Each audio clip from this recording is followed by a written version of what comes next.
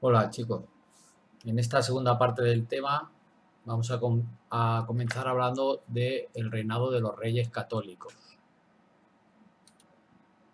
Como sabéis, tras la Reconquista a principios del siglo XV, la península ibérica estaba dividida en 5 grandes territorios: la Corona de Castilla, la Corona de Aragón, el Reino de Navarra, el Reino de Portugal y el Reino nazarí de Granada. Aquí tenéis un mapa ampliado de cómo estaba dividida. Todos los reinos cristianos que fueron conquistando la península. Se creó la Gran Corona de Castilla, la Corona de Aragón, el Reino de Navarra, que quedó aquí dentro, el Reino de Portugal y el Reino de Granada, que sabéis que es el último reino árabe que quedó en la península. Pues los reyes católicos, que eran Isabel de Castilla y Fernando de Aragón, se casaron. Entonces, cuando heredaron los territorios de Castilla y de Aragón, unificaron todo este territorio, formando ya una gran corona, grande, muy extensa. Entonces, poco a poco, los reyes católicos, tras esta unión, fueron incorporando otros territorios. Culminaron la Reconquista, como os expliqué en el tema anterior, conquistando el reino de Granada y expulsando finalmente a los musulmanes de la península. Después conquistaron las Islas Canarias. Después también conquistaron Navarra. En España, como veis, toda la península ibérica, toda quedó ya unificada bajo el dominio de los reyes católicos, excepto el reino de Portugal. Y después de unificar toda la península, los reyes católicos también conquistaron varios territorios como Nápoles y Sicilia, toda esta zona que tenéis aquí, varios territorios en el norte de África, ciudades como Melilla, Argel, ¿vale? Como dijimos aquí, las Islas Canarias. Y ahora vemos esta flecha, que es lo que vamos a ver en este tema, hacia América. Los reyes católicos, como sabéis, fueron los que sufragaron el gasto de los viajes de Colón. Entonces son los reyes católicos los de que van a empezar la conquista de América.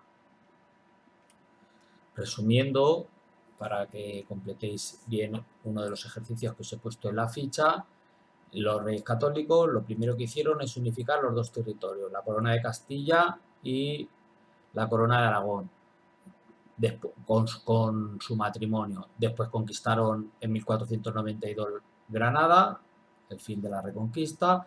Después, en el 96, conquistaron las Islas Canarias y finalmente el Reino de Navarra en 1512.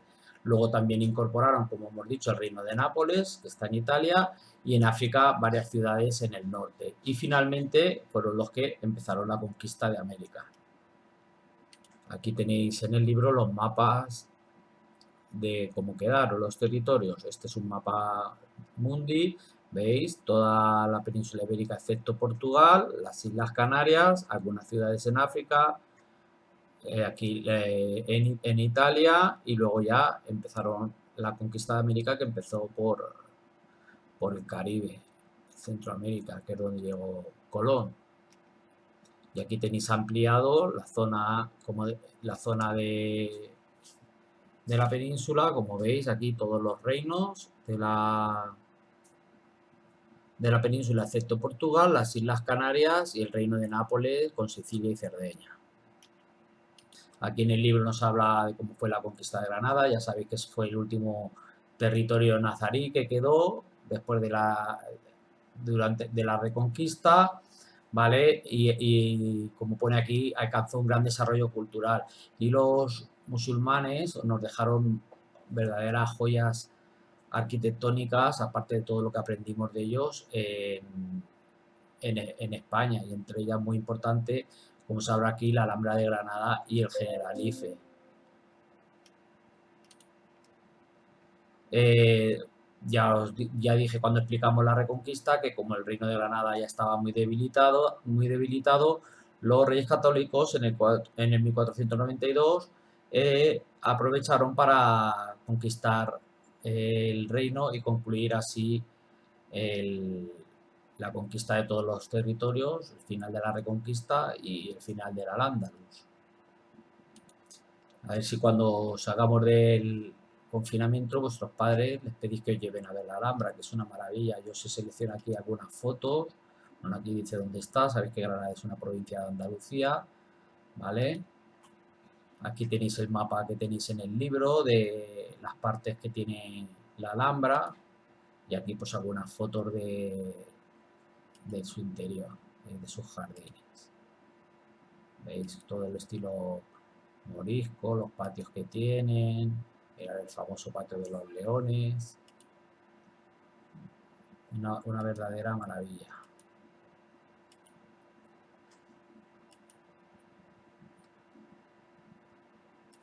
Y seguimos con otros hechos del reinado de los reyes católicos, aparte de culminar la reconquista, las reformas que ellos hicieron, ¿vale? Los reyes católicos para afianzar su poder y eso crearon varias instituciones y hicieron varias cosas. Por ejemplo, nos habla aquí de la Santa Hermandad, que era una especie de policía que se dedicaba a la vigilancia de los caminos, para que no pasara nada, se llamaba la Santa Hermandad, que vigilaba los caminos. Luego nombraron a corregidores, que eran unos funcionarios que representaban a los reyes en cada municipio y velaban que se cumplían las órdenes de los reyes, ¿vale? Luego también, como el territorio empezó a ser tan amplio, con la incorporación de América y todo, pues los reyes no podían estar en todo su reino, entonces nombraron virreyes, ¿vale? Y eran los que representaban a los reyes en cada uno de esos virreinatos que creaban. Y luego también crearon un ejército profesional y moderno, con ya soldados que vivían de eso, a las órdenes de los reyes. Muy importante también, por eso se le conoce como reyes católicos, es que impusieron la religión cristiana en todos sus territorios. Era obligatorio ser cristiano si vivías en los territorios de los reyes católicos. No eran muy tolerantes, la verdad. Entonces, ¿qué hicieron con los judíos y los musulmanes? Pues los obligaron a convertirse al catolicismo o tenían que abandonar el territorio, ¿vale? Ya sabéis que en otras épocas los musulmanes sí permitieron vivir a los cristianos con ellos y convivieron varias religiones, pues los reyes católicos no. Los reyes católicos o te convertías al catolicismo o tenías que abandonar sus territorios. Para velar el cumplimiento de estas cosas y que todo el mundo se comportara de acuerdo a los valores cristianos, que fundaron el Santo Tribunal de la Inquisición, que a lo mejor habéis oído hablar alguna vez de la Inquisición. Eran un grupo que se dedicaba a vigilar que todos cumplían las normas católicas. Hicieron cosas que no estuvieron muy bien porque perseguían a la gente que no era católica y se portaban un poco mal. Incluso algunos científicos, por ir en contra de la religión o descubrir cosas que desmentían a la religión, fueron perseguidos e incluso ejecutados. Y después de hablar de los reyes católicos, vamos a hablar del gran imperio español, que fue ya en el siglo XVI. Se llama Gran Imperio Español porque España tuvo territorios en 4 continentes. Se decía que en esta época en España no se ponía el sol, siempre había un lugar de España que era de día. Claro, al tener territorios en un montón de sitios, pues era así, ¿vale? ¿Cómo se forjó este imperio? Pues fue con el reinado, el primer gran emperador fue Carlos I, ¿vale? Fue el primer rey de España que era de la dinastía de los Austrias, una dinastía que estaría varios años hasta la llegada de los Borbones, que son los que tenemos ahora. Él nació en Gante, Bélgica, y heredó territorios muy diferentes entre sí. De sus abuelos maternos, por parte de madre, que eran los reyes católicos, pues heredó todos los territorios que hemos dicho, toda la zona de la península, las posesiones en Italia, todo lo que habían conquistado en América, en la del norte del África, de África, perdón. Entonces, como aquí en España, como rey de España se le llamó Carlos I. Pero es que además, por parte de sus abuelos paternos, su abuelo paterno era Maximiliano, que era el emperador de Alemania. Entonces, de sus abuelos paternos heredó territorios de los Países Bajos, Francia y Alemania. Ahí en Alemania se le conoció como el emperador Carlos V. Entonces, ¿qué pasa? Que al heredar tanto de los reyes católicos como de eso, pues amplió muchísimo, bajo sus órdenes había un territorio muy, muy extenso. Cuando Carlos I fue coronado como rey de España, pues como era extranjero, pues ni conocía el idioma ni las costumbres del país. Entonces se rodeó de varios consejeros para que le ayudaran a gobernar el país y subieron los impuestos. Estos hechos provocaron que Carlos I tuviera dos rebeliones muy importantes en España, las comunidades en Castilla y las germanías en Valencia. Consiguió, sofocar ambas, o sea, las paró y desde entonces nombró consejeros españoles para que entendieran cómo funcionaba el territorio español, ¿vale? Y en el extranjero, pues Carlos I mantuvo guerras contra Francia, que querían ocupar el norte de Italia, y contra los protestantes alemanes, como tenían otra religión y ellos defendían, igual que los católicos, el catolicismo, pues peleó contra ellos. Y también contra los turcos por el control del Mediterráneo. Controlar el Mediterráneo era controlar una zona económica muy importante. Entonces, esos fueron las grandes luchas de Carlos I. Las rebeliones dentro de la península, de las comunidades y las germanías, y luego en el extranjero luchó con Francia, luchó con los protestantes alemanes para defender la religión y luego también contra los turcos por el control del Mediterráneo. Y ese gran imperio que tenía Carlos I, pues lo heredó su hijo Felipe II. Cuando Carlos I decidió retirarse, se retiró a un monasterio y entonces cedió el trono a su hijo, ¿vale? Pues Felipe II heredó todo ese extenso territorio, pero es que además incorporó más territorios aún. Por ejemplo, incorporó Portugal, que hasta ahora no había formado parte de España, ¿vale?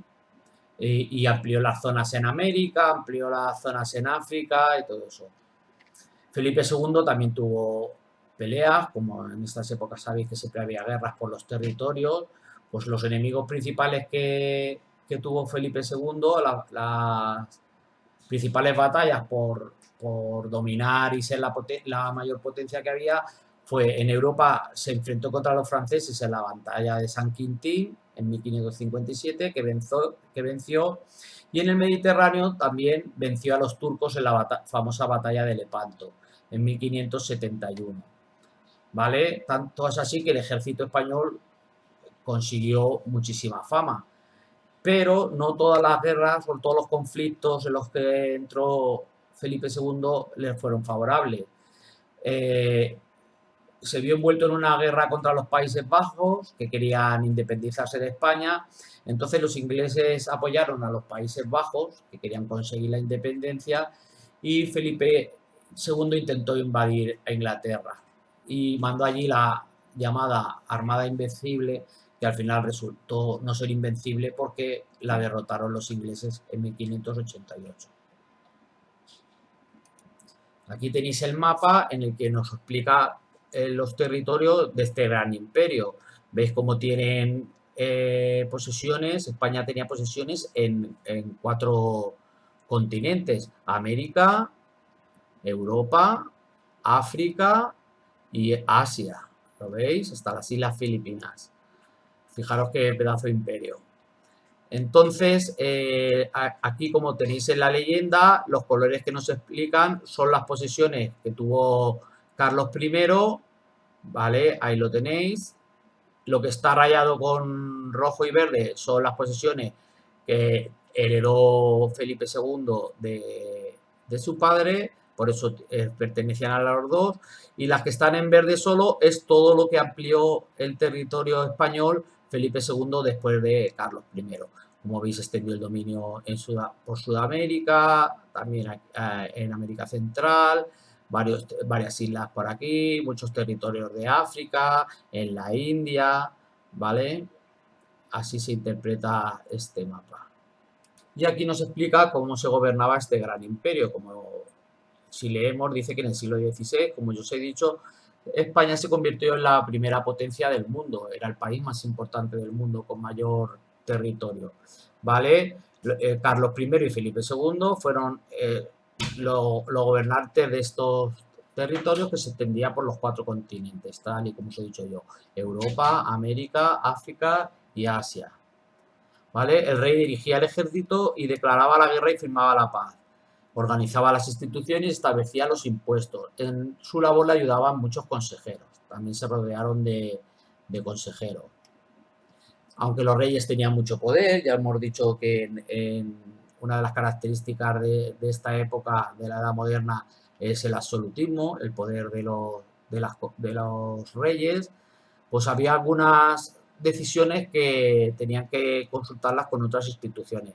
Por ejemplo, había cortes en cada reino, el reino de Castilla, el reino de Aragón, cada uno tenía sus propias cortes y sus propias leyes, y el rey tenía que pactar con ellos las leyes que se aprobaban allí, ¿vale? Y además incluso había órganos como el de Justicia de Aragón que controlaban que el rey no vulnerase las leyes propias de ese territorio, o sea que vigilaban que el rey no se metiera con las leyes que imperaban en ese territorio.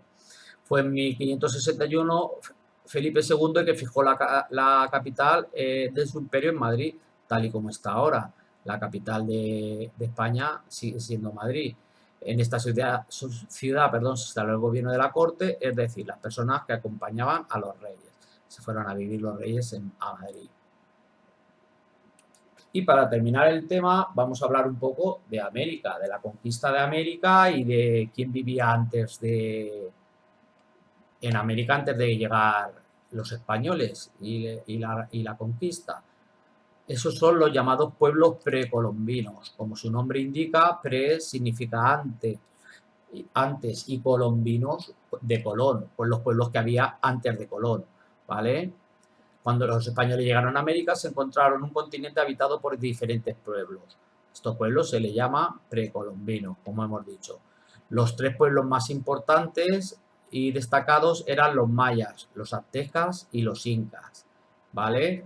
Aquí tenéis el mapa, cómo estaban más o menos distribuidos.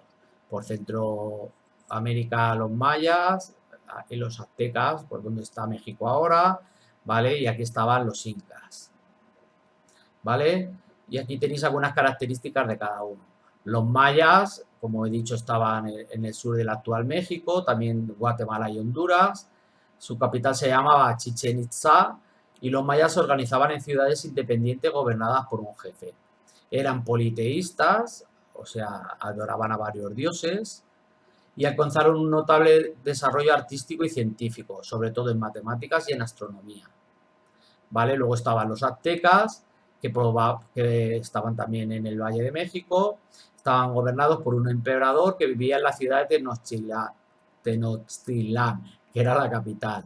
También eran politeístas y entre sus múltiples dioses estaban el dios del sol y el de la guerra. Y por último los incas, los que vivían en el sur, ¿vale? Estaban ocupando lo que ahora es Perú, Ecuador y parte de Bolivia. Su capital era Cuzco y el jefe supremo era el emperador, que recibe el nombre de Inca. Los incas también eran politeístas, adoraban al sol y a la luna y consideraban al emperador como hijo del sol.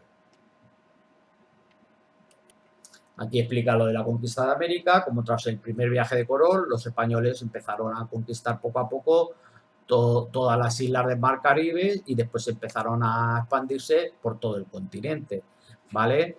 Las expediciones más importantes fueron las realizadas por Hernán Cortés y Francisco Pizarro, que son dos de los conquistadores más importantes. Hernán Cortés fue el que conquistó todo el imperio azteca y las ciudades mayas, y Francisco Pizarro que conquistó el imperio inca. O sea, Hernán Cortés en Centroamérica, el imperio azteca y los mayas, y Fernando Pizarro fue en el sur, en el imperio inca.